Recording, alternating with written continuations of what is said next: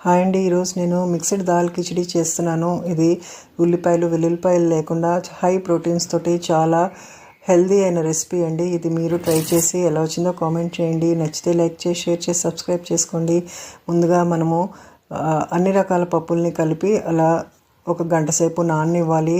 ఒక గ్లాస్ పప్పులకి ఒక గ్లాస్ బియ్యం వేసాను. ఇవన్నీ కడిగి 4 గ్లాసులు నీళ్లు పోసి నానబెట్టుకోవాలి. తర్వాత ఒక కుక్కర్ తీసుకుని దాంట్లో 2 టేబుల్ స్పూన్స్ నెయ్యి వేసి జీలకర్ర అలాగే పసుపు వేసి మీకు నచ్చిన కూరగాయ ముక్కలన్నీ వేసుకోండి. జీడిపప్పుతో సహా అన్నీ వేసుకొని కాస్త వేగిన తర్వాత ఉప్పు మిరియాల పొడి వేసుకొని కొద్దిగా ధనియాల పొడి జీలకర్ర పొడి కారము వేసి దాంట్లో మనం నానబెట్టుకున్న పప్పు బియ్యం వేసేసుకుని 4 గ్లాసుల నీళ్లు పోసుకుని ఇలా కుక్కర్ 4 విజిల్స్ రానిచ్చి తీస్తే ఇలా ఈ విధంగా ఉడుకుతుందండి. తర్వాత పైనుంచి ఇలా నెయ్యితో ఒక ఎండుమిరపకాయ ఇంగువ అలాగే కారపొడి వేసి పోపు పెట్టుకోవడం.